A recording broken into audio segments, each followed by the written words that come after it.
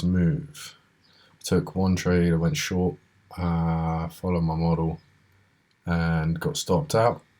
Ultimately, what ended up playing out was the ICT silver bullet, where you see accumulation, manipulation, distribute up.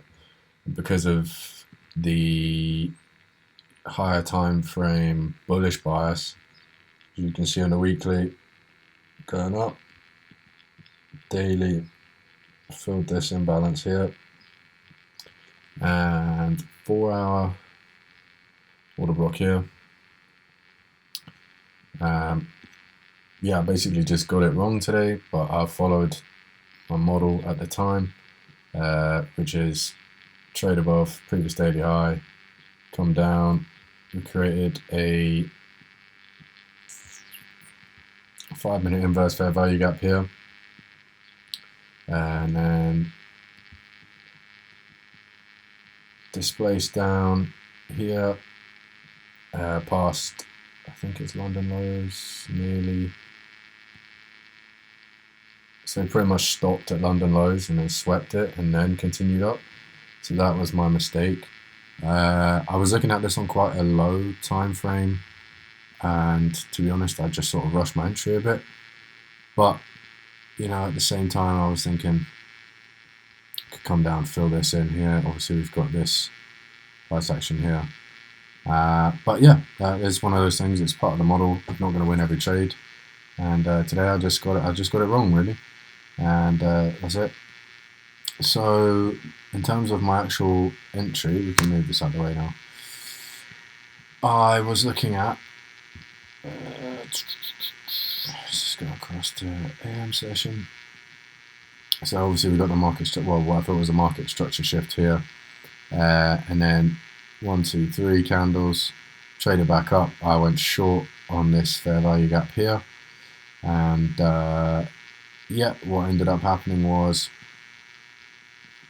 on the 3-minute we traded up into this, and then the price action from here basically traded down into a fair value gap that was formed in between these two gaps, and then we just traded back up to the inverse. I ended up extending my stop slightly, literally from, you know, just above the top of this inverse to top of this candle. I think it was a 15-minute. Was it a 3-minute? Yeah, so just extending this up just in case it was, you know, fill this and then continue down. But yeah, by this time, silver bullet model had played out.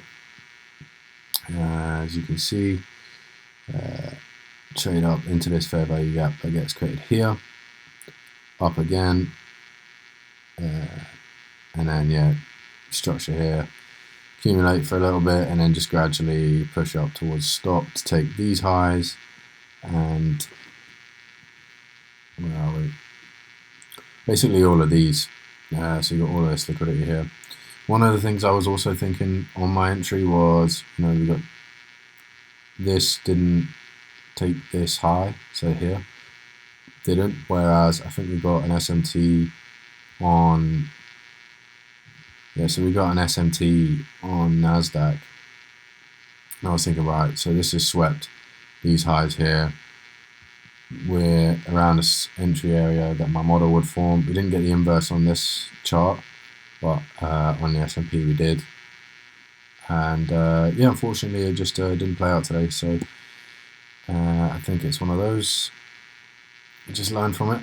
The model, I know the model does work. I've got plenty of hours of back testing on it, so I just need to wait for the next setup to come around. It might be a few days, might be a week.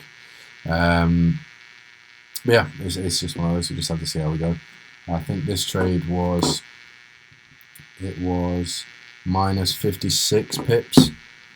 Ultimately, it's like 220 something ticks. So you divide that by 4, it's 56 pips. And yeah, it's how much was the loss? I think it was like £90. Yeah, £99 because I extended the stop loss just slightly. So it is still in line with my risk management, you know. Obviously got 2.8 to 1 at the time. Before I extended the stop, it was around, you know, 3-ish to 1. So it was looking okay. Ultimately, I should have been looking for a higher time frame displacement here. As you can see on the 30-minute chart, it's just a massive wick of a candle where we've just completely turned around, and I've been swept out pretty much. Yeah, it's one of those. I've been trading my model so much recently that I've kind of taught myself not to see some of the ICT stuff that I've learned. Obviously, you look at this accumulation, manipulation, distribution right there. It's pretty clear. But yeah, take away. Look at the higher time frame model. Ultimately, we are just generating more sell side for this move to play out at some point.